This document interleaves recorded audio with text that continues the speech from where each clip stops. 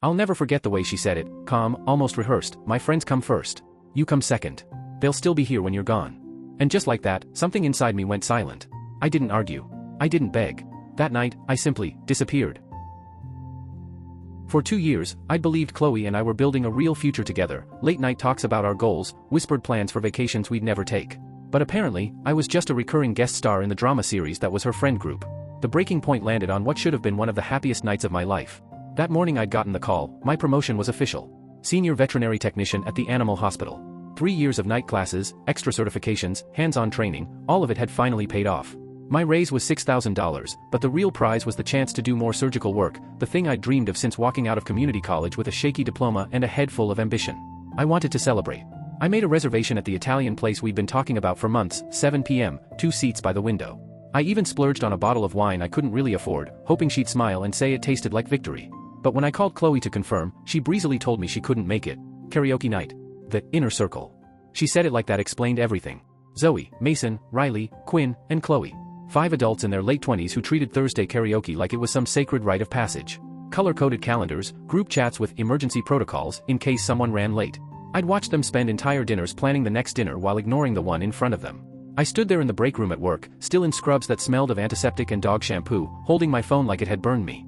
My coworkers had just brought out a grocery store cake with "Congrats" scrawled in 2 blue icing. I had to step outside to take her call. "Can't we celebrate tomorrow instead?" I asked, already bracing for the answer. "Daniel, you know how important these nights are. We've never missed one. Not once. That's what makes us special. What about showing up for me?" I said quietly. The line went so still I thought the call had dropped. In the background, I could hear the soft click of her makeup compact, the shuffle of hangers as she tried on outfits for a night her friends would post all over Instagram. "Look," she finally said, irritation creeping into her voice, "my friends come first. You come second. They've proven their loyalty. You're asking me to choose between you and my chosen family. That's not fair." Chosen family. That's what they called each other, like they were survivors of some shared trauma instead of 5 people who met at a wine tasting and decided they were soulmates.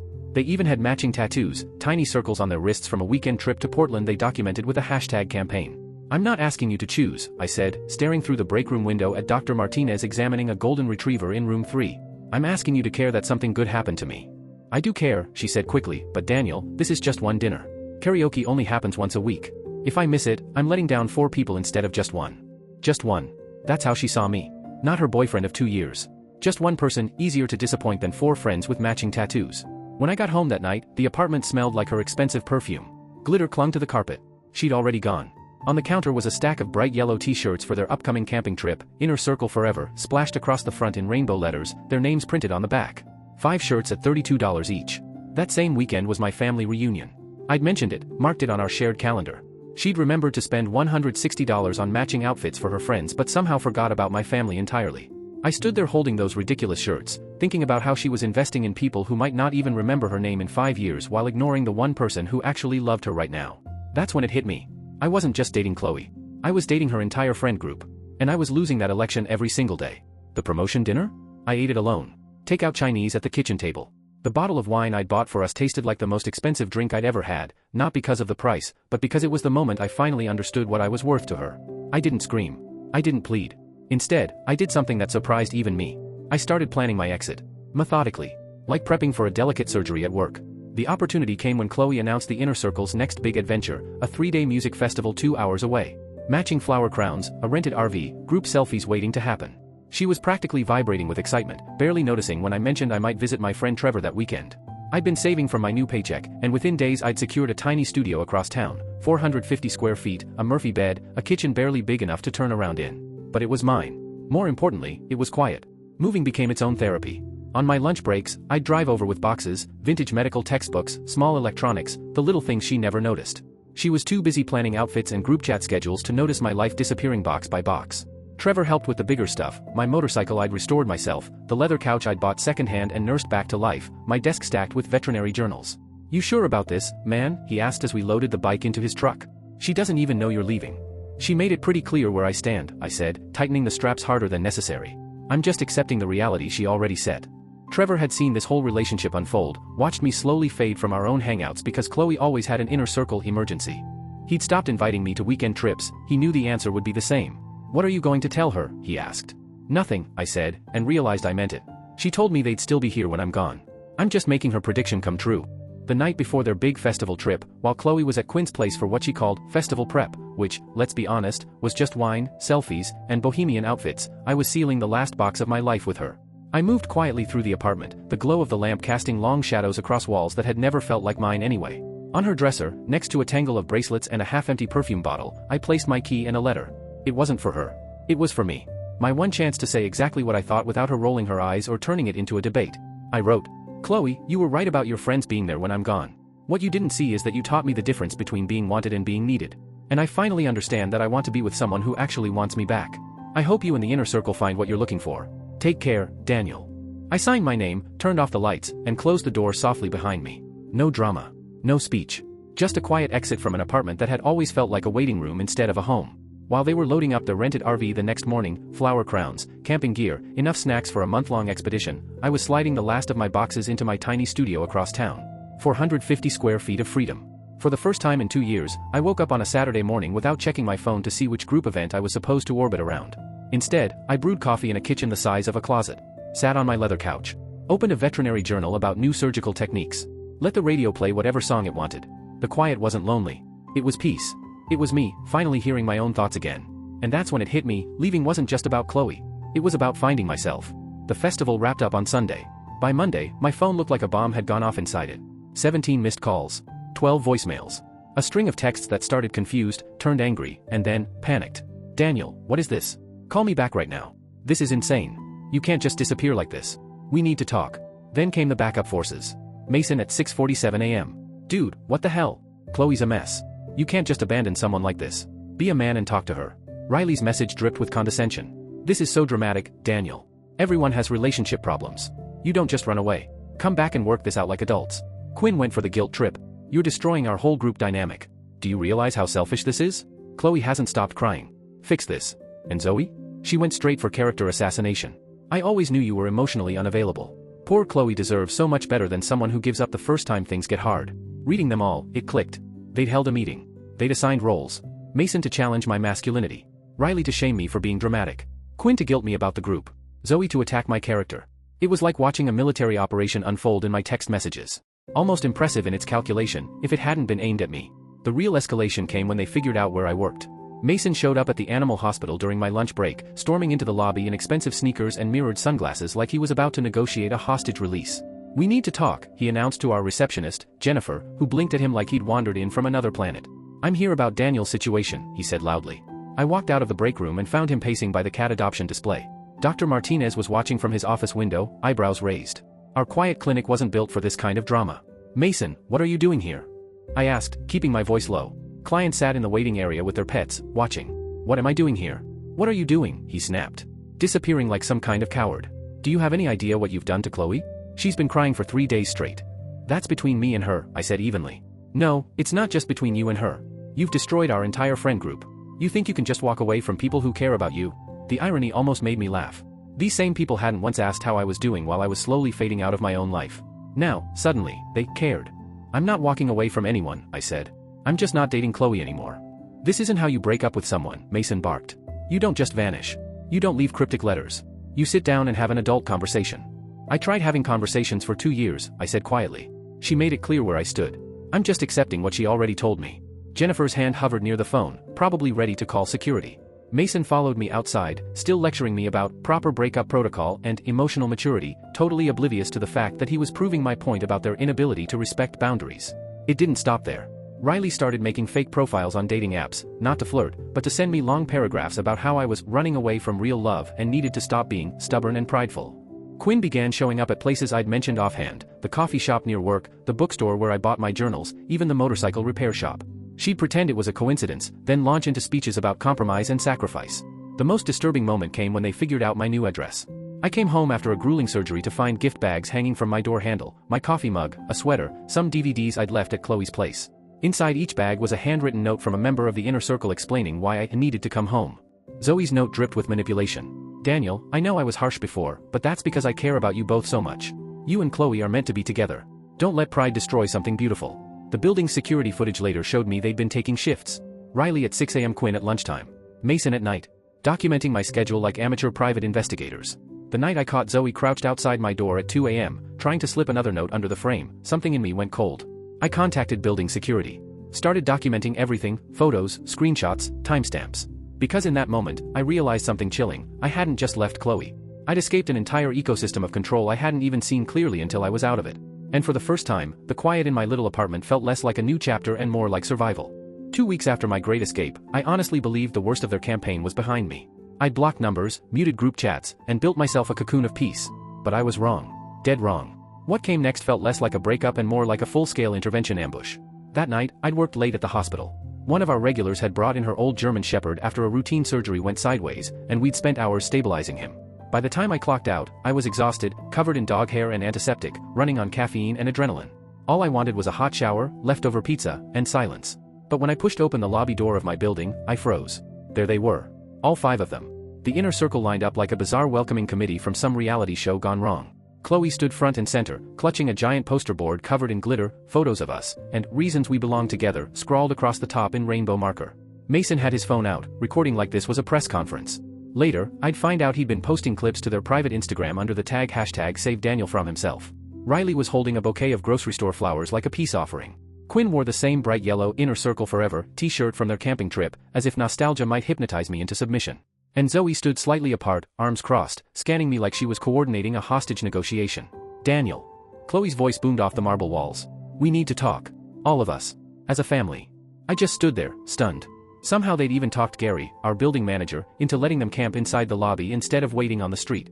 Later I'd learned they'd told him it was a surprise birthday party for me. Gary, a kind man in his 60s, probably thought it was adorable. In reality, they'd been sitting there for 3 hours plotting my emotional ambush. "How did you get in here?" I asked, even though I already knew the answer. "That doesn't matter," Chloe said, stepping forward with her glittery poster like she was presenting evidence to a jury. "What matters is that you're punishing all of us for caring too much. Look at this list, Daniel. Look at all the reasons we're perfect together." And then she started reading. "Number 1, you love my laugh. Number 2, we both like pineapple on pizza. Number 3, you once called me the most beautiful girl you'd ever seen. Number 4, we share the same Netflix password." On and on it went, each reason more trivial than the last. Hours of her time poured into a shrine of generic couple cliches that could have described anyone. Meanwhile, Mason kept his phone locked on my face, clearly hoping for a breakdown to post for their group content. "This is insane," I said, turning toward the elevator. "You can't just ambush someone in their own building." "We're not ambushing you," Quinn insisted, stepping directly into my path, tears streaming down her cheeks. "We're trying to save our chosen family. Don't you understand? We're falling apart without you." Theatrical crying. I'd seen Quinn deploy it before, when Mason wouldn't change his vacation dates for her birthday, when Riley dated someone she didn't approve of. It wasn't vulnerability. It was a tactic. "You're not falling apart without me," I said flatly. "You barely acknowledged I existed when I was actually there." "That's not true." Riley shot back, waving the flowers like a weapon. "We invited you to everything. You just never wanted to participate." "I never wanted to participate in being your designated photographer," I said. "Or the guy who picked up the check." The elevator chimed open. I stepped inside, but Quinn physically blocked the doors with her body. "Please, Daniel," she begged. "Just give us 5 minutes. Let us explain how much you mean to us." "You had 2 years to show me how much I meant," I said. "The time for explanations is over." That's when Chloe lunged in, shoving past Quinn, her glittery poster crumpling against the elevator wall. "You can't just throw away 3 years like this," she said, her voice trembling. "We had plans. We were going to move in officially. Get a dog. Travel to Europe next summer." "You were going to travel to Europe with your friends," I corrected quietly. "I was going to pay for it." The doors finally closed. Instead of letting the elevator move, Chloe slammed the emergency stop button. For a moment, we were trapped in that small metal box together. Her makeup was smudged, her hair messy, and there was a frantic, almost wild light in her eyes I'd never seen before. "I know I messed up," she said, her voice cracking. "I know I took you for granted, but that doesn't mean we can't fix this. People make mistakes. That's normal. You don't just walk away from someone you love because they made mistakes." I looked at her, my hand on the button. "Chloe, you didn't make mistakes," I said. "You made choices. Every single time you picked your friends over me, that was a choice. Every time you remembered every detail of their lives but forgot something important to me, that was a choice." I reached around her and restarted the elevator. "And now I'm making a choice, too." When the doors opened on my floor, building security was waiting. Gary had apparently realized something was off when he heard Quinn crying in the lobby and Mason's raised voice. Later, the footage would show me they'd been taking shifts outside my building for 3 days, mapping my schedule, planning this intervention like a military operation. As I walked to my apartment, I could hear Chloe pleading with the guard, explaining this was all a misunderstanding, that they were just trying to help someone they cared about. But I was done.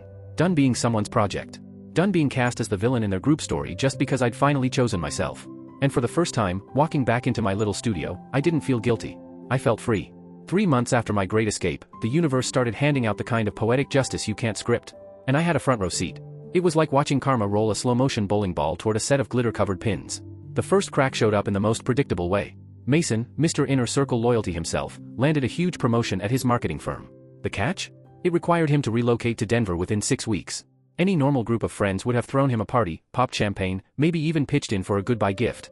Not the Inner Circle. They treated his announcement like a personal betrayal. And of course, Chloe led the passive-aggressive guilt parade. Trevor, still friends with Mason despite everything, filled me in over beers at our favorite brewery. Dude, they're actually mad at him for taking a better job, Trevor said, shaking his head. Chloe keeps saying he's pulling a Daniel by prioritizing his career over their friendship. The lack of self-awareness is unreal. Meanwhile, my life was quietly transforming in ways I hadn't imagined. All that money I wasn't bleeding into mandatory, group activities? It became freedom. Freedom to do things I'd been putting off for years. Like Bandit. Bandit was a 3-year-old golden retriever mix, surrendered to our clinic after his elderly owner passed away. He'd been in the shelter for months, too old, a couple minor health quirks, not Instagram cute enough for the usual adopters. But the first time I took him for a walk behind the clinic, he pressed his head into my knee like he'd been waiting for me. I didn't even hesitate. Having Bandit meant building new routines that had nothing to do with anyone else's social calendar. Morning walks before work. Evening trips to the dog park. Weekend hikes on state trails I'd never had time to explore back when my life revolved around Chloe's group agenda. Bandit was everything they weren't: loyal, grateful, and completely uninterested in drama or social media. I also enrolled in evening classes for advanced veterinary surgical techniques. Something I'd wanted to do since my promotion but couldn't, because Thursday nights were sacred karaoke territory. Learning to perform more complex procedures had been a dream since I started in veterinary medicine. Finally having the time and headspace to pursue it felt like reclaiming a piece of myself I'd forgotten. While my life was expanding, their world was shrinking. The second major crack came when Zoe started dating Marcus, a software engineer from her office who, brace yourself, actually wanted to spend time with his girlfriend on weekends. Suddenly Zoe wasn't at every brunch, every shopping trip, every impromptu hangout. The Inner Circle's reaction? Swift and predictable. They started calling Marcus Zoe's phase and making little digs about how real relationships shouldn't change people. It's like she doesn't even care about us anymore, Riley complained to mutual friends, apparently unaware she was parroting exactly what I'd lived through for 2 years. The irony was lost on them. They were getting a first-hand taste of what it feels like to be deprioritized. But instead of gaining empathy, they doubled down on their victim narrative. Quinn's Instagram started filling up with increasingly desperate motivational quotes about real friends and loyalty being rare. Mason, trying to prepare for Denver, began missing their weekly gatherings to focus on apartment hunting and paperwork. This triggered yet another round of group crisis meetings where they analyzed his behavior like he was showing symptoms of a medical condition. They'd built their entire identity around being unbreakable. But the moment real life showed up, the cracks spread like spiderwebs. While their carefully curated social ecosystem crumbled, I was building something real. Her name was Lisa. We met casually at the Wildlife Rehabilitation Center where our clinic sometimes referred injured wild animals. She was a middle school science teacher who spent weekends helping nurse hawks and raccoons back to health. Something about her quiet compassion, no cameras, no hashtags, no performance, pulled me in. Our first real conversation happened over an injured owl hit by a car. I was doing the initial medical assessment. She stayed late to monitor its recovery, reading aloud from a nature magazine because she'd heard familiar voices might soothe traumatized animals. You know that's probably not scientifically proven, I said, half smiling as she flipped a page about migration patterns. Probably not, she agreed, but it's not hurting anything. And I like to think it helps. That simple philosophy, doing something kind just because it might help, was so foreign after years of performative altruism that I found myself looking forward to our weekend volunteer shifts.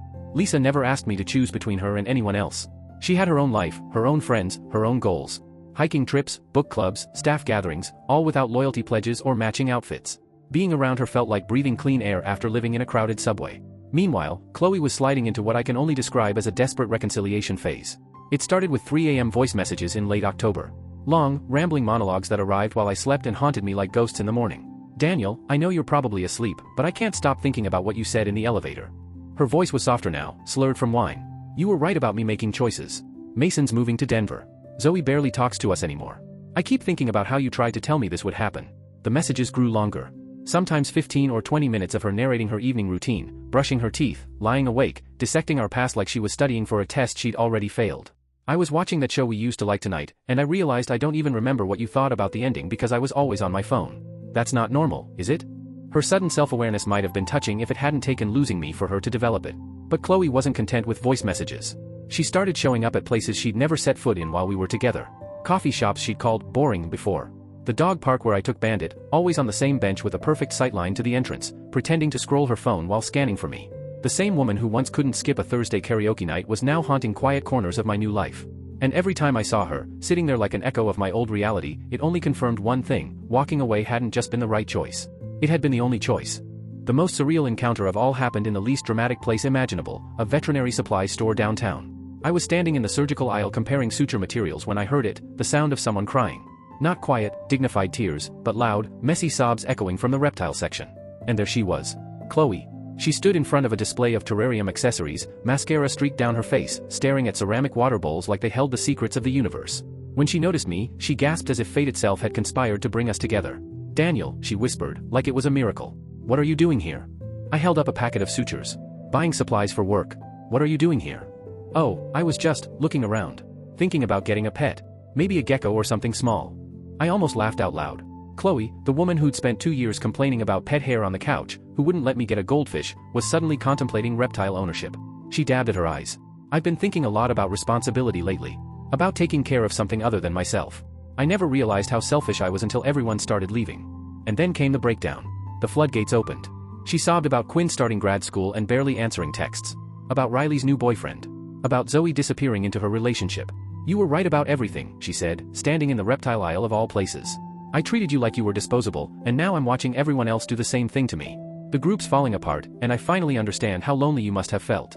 An employee nearby pretended to reorganize turtle food, clearly wishing he could evaporate. I stood there, holding my sutures, watching this woman I'd once loved unravel in front of a display of gecko habitats. And I felt nothing. No anger, no satisfaction, not even pity. Just a profound indifference that told me, in no uncertain terms, I'd truly moved on. "I'm sorry you're going through this," I said, gently but firmly. "And I meant it the way you mean it when you hear about a natural disaster on the news. But I can't fix it for you." That was the moment I knew I was done. Her final attempt came a week later. I came home to find a care package on my doorstep addressed, not to me, but to Bandit. Inside were expensive dog treats, a plush toy shaped like a stethoscope, and a handwritten note. "Dear Bandit, I miss being your dog mom. I hope your dad is taking good care of you. Love, Auntie Chloe." That did it. The audacity of calling herself my dog's mom when she'd never even met him, combined with the manipulation of using my pet to reach me, snapped the last thread of patience I had left. I blocked her number for good. No more polite channels. No more half-open doors. 6 months after my escape, I discovered through social media that the inner circle forever had completely collapsed. Mason was thriving in Denver, posting mountain hikes and team dinners with new coworkers, free from their constant obligations. Zoe had gotten engaged to Marcus, her Instagram now filled with home renovation projects instead of group selfies. Riley had moved back to her hometown, working with her family's landscaping business, trading overpriced apartments for a house with an actual garden. Quinn had enrolled in grad school out of state, finally pursuing the environmental science career she'd only ever talked about. Their shared Instagram account, @InnerCircleForever, had gone dark. The last post was from that camping trip, bright yellow t-shirts and a caption about family forever. Looking at it now, it read more like a tombstone for misplaced optimism. And Chloe? Her personal account had turned into a wasteland of lonely motivational quotes about loyalty and authentic friendship, echoing into the void. Most of her followers had stopped even pretending to engage. Meanwhile, I was building something real. Lisa and I had settled into the kind of relationship I never believed existed. When she suggested moving in, with Bandit and me, it wasn't out of desperation. It wasn't about proving loyalty. It was about joy. About partnership. Life with her was different. Calmer. Sustainable. She had her own friends, other teachers who hiked and read books together without anyone needing to swear lifelong allegiance or wear matching t-shirts. When plans didn't work, they just rescheduled. No guilt. No drama. Our apartment became a sanctuary. Lisa grading papers at the kitchen table, me reading veterinary journals on the couch, Bandit stretched out between us like a warm bridge. We cooked, we traded movie pics, we had conversations that went deeper than social media updates or crisis management. One evening, while we packed camping gear for a quiet weekend at a state park, just the three of us, I felt it. That quiet satisfaction. That peace. Chloe had been right about one thing, her friends were still there when I was gone. But what she never understood is that simply being present doesn't mean you're actually there. Surrounding yourself with people who enable your worst impulses isn't support, it's a trap. The inner circle was never a family. It was a house of cards, built on guilt, dependency, and performative loyalty. And like all fragile things, it eventually collapsed. Real relationships, the kind I was finally experiencing, don't require constant tests of devotion. They don't crumble when someone pursues their own goals. They don't demand you lose yourself to keep them alive. As I loaded the last bag into the car and Lisa checked trail maps, Bandit watching us with his tail thumping against the seat, I realized something profound. This wasn't revenge. It wasn't triumph. It was freedom. And for the first time in years, my life was completely my own.